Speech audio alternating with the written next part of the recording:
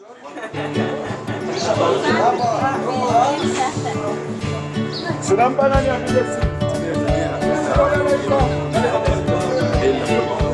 moi je voudrais un film. Ok.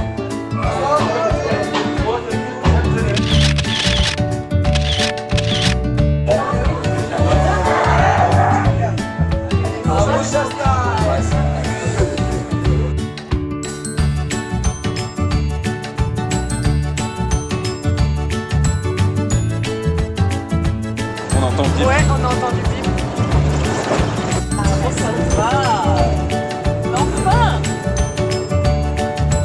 Ça a l'air de se faire. Il faut prendre les touristes. Les touristes. Faut qu'on assume quand même. J'ai pas de son, c'est grave.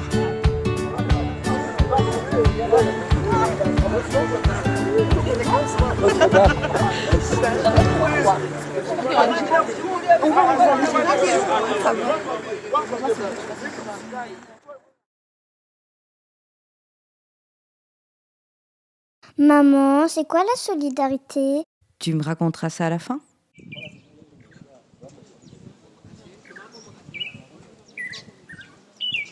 Papa, comment on devient solidaire? Je pense qu'il faut commencer par apprendre à connaître l'autre.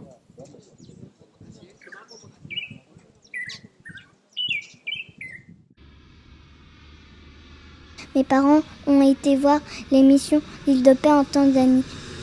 Je crois que c'est important parce que ça sert à aider.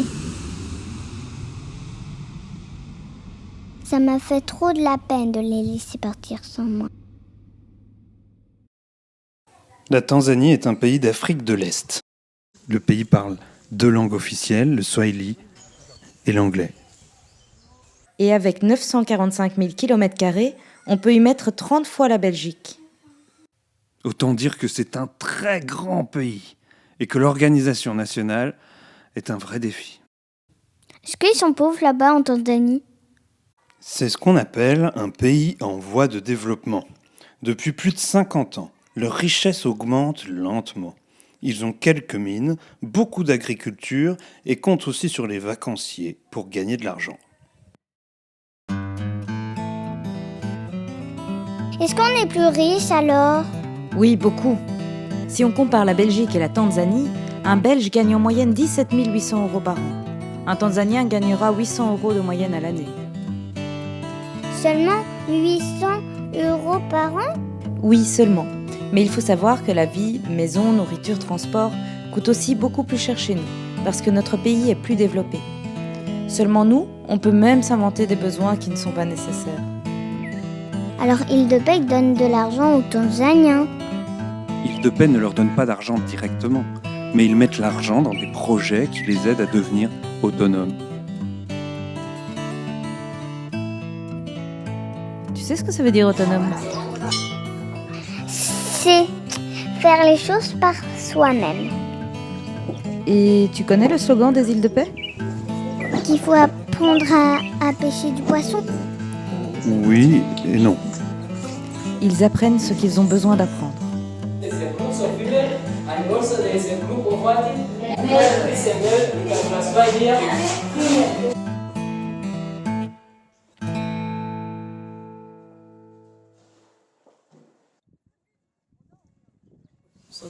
Comme ça, les enfants ne souffrent pas de la famine. Ma plus grande fierté, c'est de toujours voir le projet fonctionner. On peut faire des erreurs comme d'autres programmes, mais on est vraiment très bon pour les corriger. Créer encore une fois cette dynamique de groupe avec une vision et un objectif commun.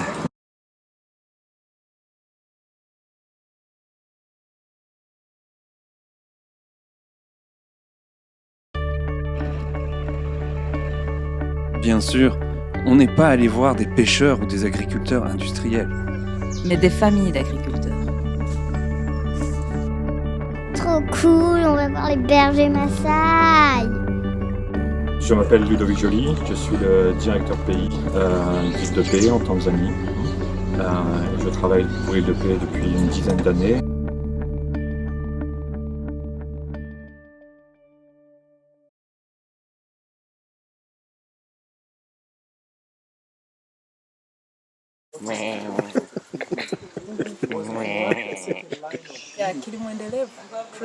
Kilimo Endelevu est un projet qui entraîne des familles d'agriculteurs, c'est-à-dire des parents de petits-enfants, pour qu'ils aient assez. Assez pour leur maison, assez d'une nourriture très nutritive, bonne pour la santé de la famille. Assez aussi pour vendre des surplus et avoir de l'argent pour payer les frais scolaires, les vêtements et d'autres choses.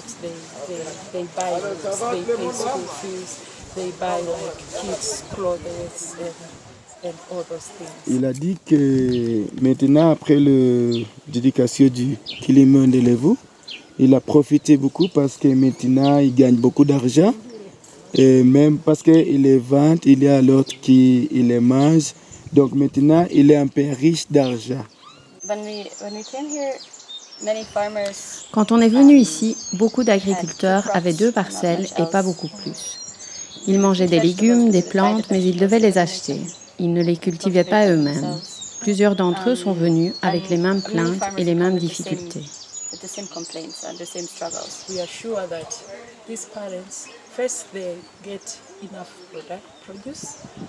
D'abord, nous nous assurons que ces parents aient assez de produits de leur ferme, mais aussi qu'ils améliorent leur nutrition et la nutrition de la famille.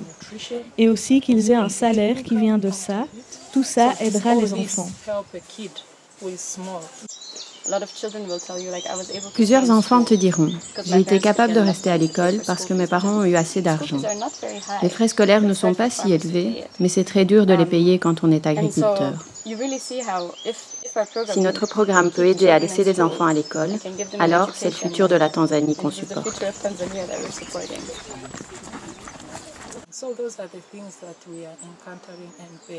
Il y a des choses qu'on rencontre et qui peuvent nous décourager. Mais nous, on travaille dur pour continuer à notre façon, celle qu'on défend, parce qu'elle est au bénéfice des agriculteurs, parce que notre objectif principal est que leurs entreprises soient durables. Et on s'est rendu compte qu'eux aussi faisaient face au changement climatique. Des pluies moins fréquentes, plus courtes, plus tardives. Et ces agriculteurs en connaissaient les causes. Ils ont parlé des arbres coupés, des industries et des voitures. Souvent, ils font de nouveau face à la sécheresse et la plupart perdent presque tout. Par contre, tu peux voir que tous ces agriculteurs se relèvent pour voir ce qu'ils peuvent construire à nouveau. La plupart des agriculteurs ne connaissaient pas la culture des bananes. Ils connaissaient seulement le maïs, les pois et les haricots. Quand un problème de sécheresse ou une inondation arrive sur les parcelles et détruit tout, les agriculteurs pleurent et ne peuvent rien faire. Mais nous faisons face à ces problèmes car tu peux encore voir les régimes de bananes. Donc, je suis heureuse de voir qu'ils auront de la nourriture à partir de cette plantation et aussi un revenu. Alors Île de Paix a construit avec eux d'énormes réservoirs d'eau. Et ils économisent de l'eau grâce au goutte à goutte pour arroser sans gaspiller.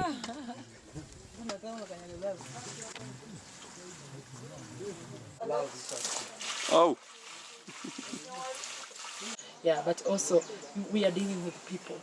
Mais aussi on négocie avec des gens, on traite avec le gouvernement, les institutions, les agriculteurs, qui peut-être ont leur propre manière habituelle de faire.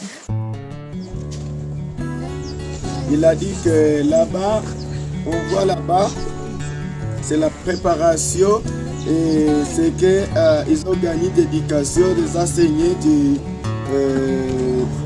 Kilimo Endelevu. Je crois que les voisins, même notre village qui viennent très loin ici, ils ont venu ici pour demander pourquoi vous avez bonne qualité d'études, nous c'est différent. Donc eux, ils enseignaient qu'est-ce qu'il faut faire comme ça.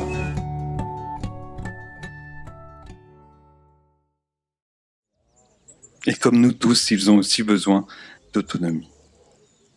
Une autonomie alimentaire, produire la nourriture près des gens qui la mangent, mais aussi énergétique, sans pétrole ou peu, et encore financière, de pouvoir emprunter de l'argent. Un jour, il n'y aura plus de pétrole et en plus, ça pollue. Oui, comme partout, il faudrait économiser le pétrole, en produisant et en consommant local. Peut-être que tu voudrais qu'ils changent d'habitude, mais le changement prend aussi du temps. La loi des graines en Tanzanie n'est pas vraiment en faveur des agriculteurs. Et cette loi est écrite par les grandes compagnies de graines américaines. Nous promouvons que les agriculteurs gèrent leurs propres graines. C'est le petit banque là-bas parce qu'ils ont savoir que les villages, ils n'ont pas beaucoup d'utiliser beaucoup d'argent, ils ont économisé d'argent. Donc ils vont décider de commencer la banque ici. Alors il est devenu évident pour les agriculteurs d'échanger gratuitement leurs graines Et qu'ils devaient mettre en commun leur argent pour créer leur propre banque. et on appelle ça un Vicoba. En tout cas, ça permet aux producteurs d'avoir accès à un capital, à un temps T, pour pouvoir lancer une petite activité productive. Et grâce à leur banque, ils ont des sous? Oui, pour entreprendre. Car chacun devrait pouvoir entreprendre là où il est né. Faire partie d'un groupe Vicoba leur permet d'emprunter un peu d'argent pour aussi payer l'école, du matériel ou encore le docteur. C'est aussi une aide sociale, gérée par les villageois, pour les villageois. Notre rôle, c'est d'appuyer les producteurs pour atteindre ici, là, donc des systèmes durables. C'est comme ça que les agriculteurs peuvent acheter du bétail dont le purin nourrit la terre et permet encore de faire du biogaz. Mélange avec de l'eau pour faire facilement à passer de la trou. Il y a le trou ici. Ouais. Donc après là-bas, ça passe par là, jusqu'à là-bas, il y a la grosse trou où il réserve là. Faire du gaz avec le caca des animaux? Oui. Mais on a vu aussi des mini-entreprises se développer pour moudre le grain en farine. Ou des femmes expertes dans la distribution et la transformation du lait des paysans. La première chose à comprendre, c'est le contexte, la situation, l'environnement dans lequel ils travaillent. Et la plupart du temps, la solution vient d'eux-mêmes.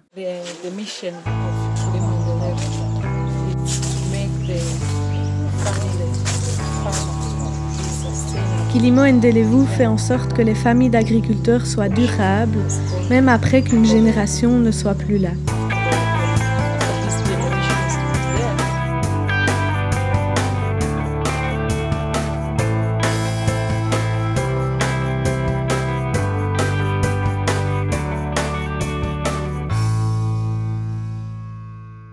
On va voir les bergers Maasai. Oui, et c'est la partie du voyage qui nous a le plus bouleversés. La première chose, c'est qu'on a besoin d'un système organisé, un environnement stable et paisible où les personnes puissent communiquer entre elles.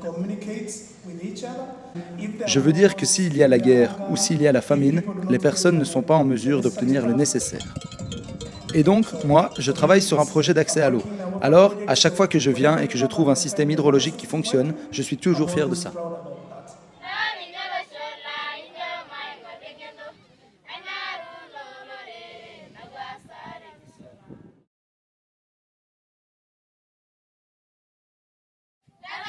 Beda rapproche et assainit l'eau pour des Maasai tanzaniens. Les bergers Maasai peuvent faire jusqu'à 30 km à pied pour abreuver leurs animaux.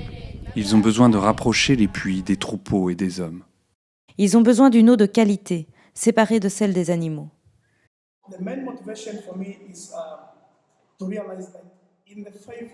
Ma motivation principale est de réaliser que dans les 5 ans, quelqu'un aura accès à l'eau grâce à ce que j'ai fait et grâce à l'argent donné par d'autres gens.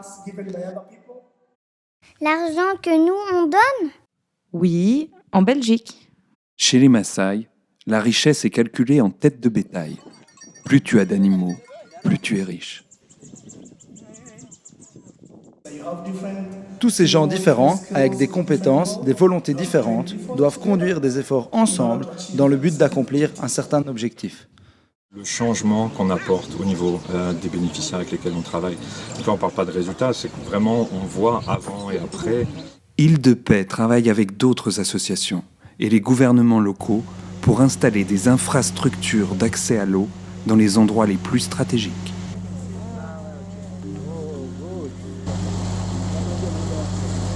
Chaque village aura, par exemple pour ce projet-ci, il y aura déjà un design d'un projet. On dit ok, si vous voulez distribuer l'eau dans tel village, il vous faut 10 km de pipeline, il vous faut ci, il vous faut ça, il vous faut tel nombre de réservoirs, avec déjà une quantification. Et ils font en sorte qu'un partage des sols soit respecté par les Maasai pour ne pas abîmer les prairies. Et grâce à leur travail, Ludo nous expliqua qu'une femme, qui pouvait dorénavant se laver, avait pris confiance en elle pour lancer sa propre entreprise. Car le temps gagné pour aller chercher de l'eau leur permet de développer une nouvelle activité.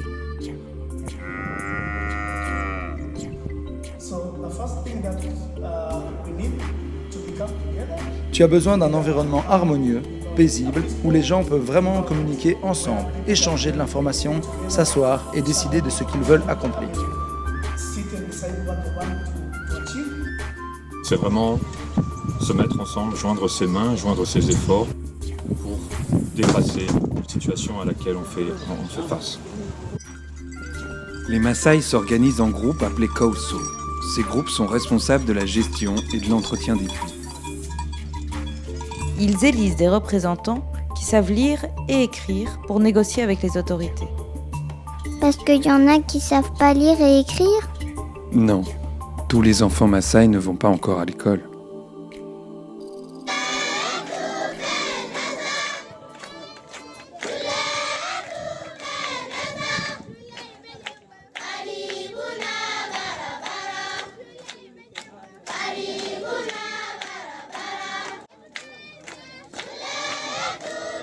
Le travail d'île de paix pour les Maasai est allé plus loin que de simplement abreuver le bétail et leurs bergers.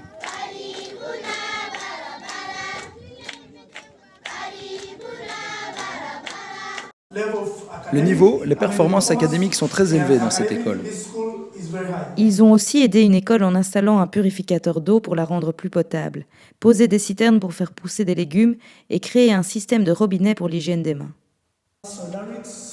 La solidarité signifie simplement de rassembler différents efforts, différentes expériences et savoir ensemble comment on rassemble des personnes dans le but d'accomplir un grand objectif à propos d'une vie bonne.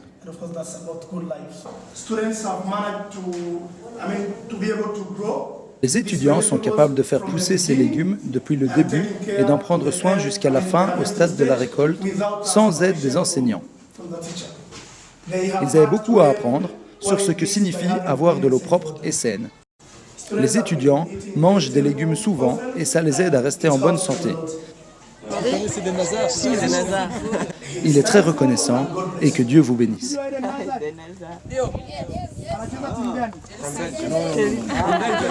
Les enfants semblaient vraiment heureux de nous accueillir. Est-ce qu'on est obligé de devenir solidaire? C'est peut-être pas seulement une chance d'être né chez nous, c'est peut-être aussi une responsabilité.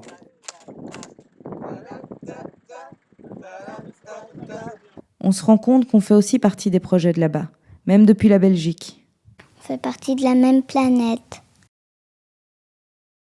On vit dans une société qui est de plus en plus individuelle et le fait de se mettre ensemble nous permet d'achever de plus belles choses et de plus grandes choses ensemble. Il y a beaucoup de manières d'être solidaire. Nous avons besoin les uns des autres afin de faire du monde un meilleur endroit. Ça pourrait être aussi de se lever contre les injustices. En tant qu'être humain, tu ne peux pas dire que tu ne seras pas contrarié. Quand tu penses que quelqu'un n'est pas traité correctement, que tu fais ce que tu peux pour rétablir ça. Être ensemble signifie qu'on ne peut pas tout faire tout seul. Ça veut dire que si ton père donne un cookie à ton frère, et que ton frère partage en deux le cookie et te donne la moitié, ça c'est être solidaire. Parce que ton frère pense que tu dois avoir autant l'opportunité de manger ce cookie que lui.